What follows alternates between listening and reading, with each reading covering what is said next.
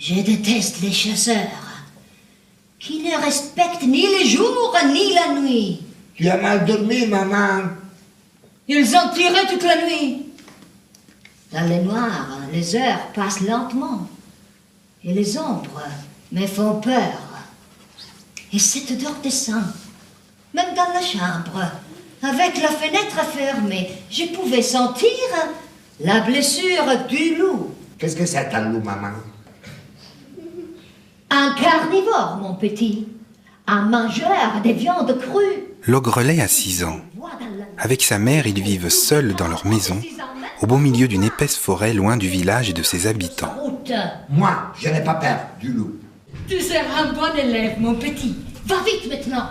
Si tu ne veux pas être en retard, le premier jour d'école. Il pense être un enfant comme les autres, mais le premier jour d'école, ses camarades s'aperçoivent de sa différence. Il est le fils de l'ogre. Petit Ogrelet.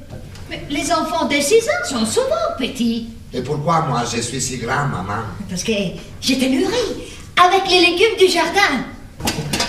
Tu sais, moi des fois je voudrais manger des choses qui ne me font pas grandir autant.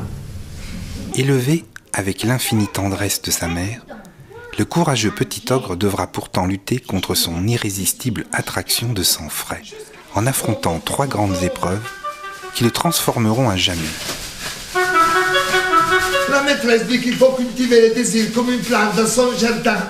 Avec l'Ogrelet, Suzanne Lebeau nous donne un texte noir et tendre, servi par une écriture fine et intelligente, où un Ogrelet, avec ses 6 ans, sa force extraordinaire et sa terrible hérédité, nous invite à nous réconcilier avec notre part d'ombre. Et ce texte, c'était vraiment pour nous très intéressant, parce qu'il parle de la diversité, de la difficulté de grandir aussi. Et puis il y avait des beaux personnages pour nous, pour moi et pour Daniela, l'Ogrelet et sa mère. Et c'est un texte qui n'était jamais représenté en Italie.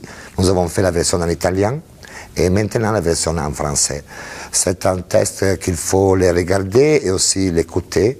Et nous a donné beaucoup des idées pour la mise en scène avec Marcello Chiarenza, qui a pensé à une mise en scène un peu poétique, avec des petits trucs très sympas, très forts, très magiques. Et je vois que le public des enfants entre tout de suite dans le spectacle, ça me fait beaucoup de plaisir, il y a beaucoup d'attention. Parce que c'est vraiment un texte de théâtre pour les enfants qui te va capturer au début.